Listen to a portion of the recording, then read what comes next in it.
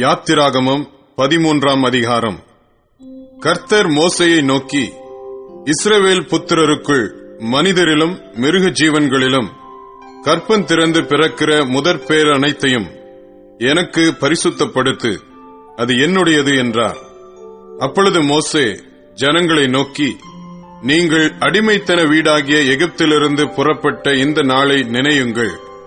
கர்த்தர் பலத்த கையினால் உங்களை அவ்விடத்திலிருந்து புறப்பட பண்ணினார்.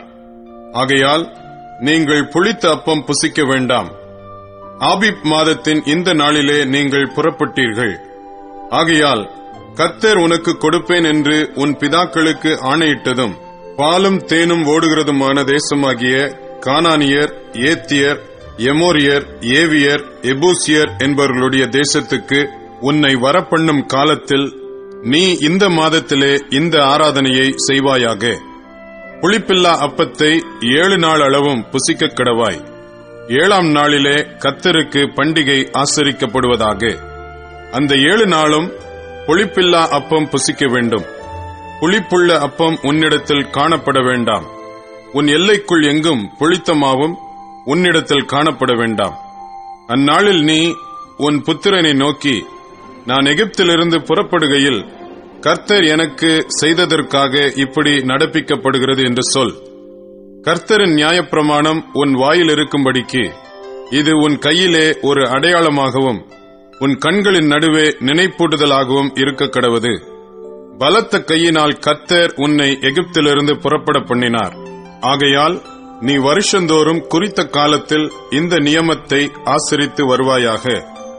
மேலும் கர்த்தர் உனக்கும் உன் பிதாக்களுக்கும் ஆணையிட்டபடியே உன்னை கானானியரின் தேசத்திலே வரப்பண்ணி அதை உனக்கு கொடுக்கும்போது கற்பம் திறந்து பிறக்கும் அனைத்தையும், உனக்கு இருக்கும் மிருக ஜீவன்களின் தலையீற்றனைத்தையும் கர்த்தருக்கு ஒப்புக் கொடுப்பாயாக. அவைகளில் உள்ள ஆண்கள் கர்த்தருடையவைகள். கழுதையின் தலையீற்றையெல்லாம் ஒரு ஆட்டுக்குட்டியால் மீட்டுக் கொள்வாயாக. மீட்காவிட்டால் அதன் கழுத்தை முறித்து போடு.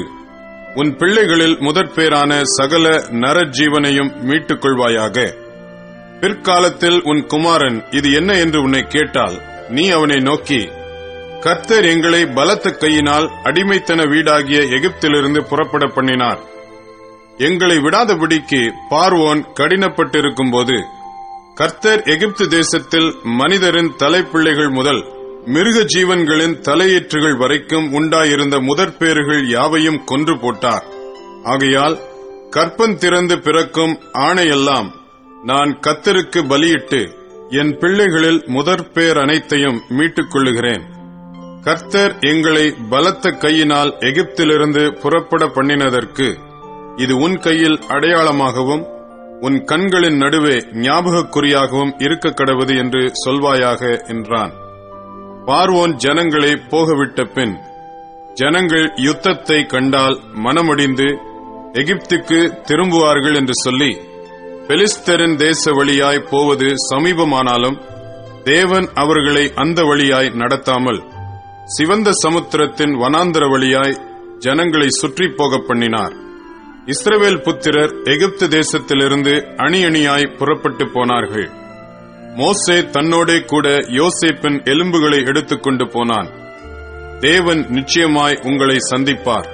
அப்பொழுது உங்களோடே கூட என் எலும்புகளை இவ்விடத்திலிருந்து கொண்டு போங்கள் என்று யோசேப்பு சொல்லி இஸ்ரவேல் புத்திரரை உறுதியாய் ஆணையிடும்படி செய்திருந்தான்.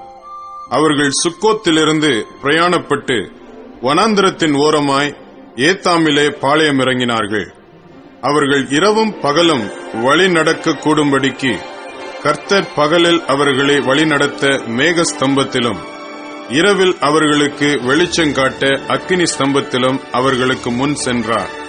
பகலிலே மேக ஸ்தம்பமும் இரவிலே அக்கினி ஸ்தம்பமும் ஜனங்களிடத்திலிருந்து விலகிப் போகவில்லை.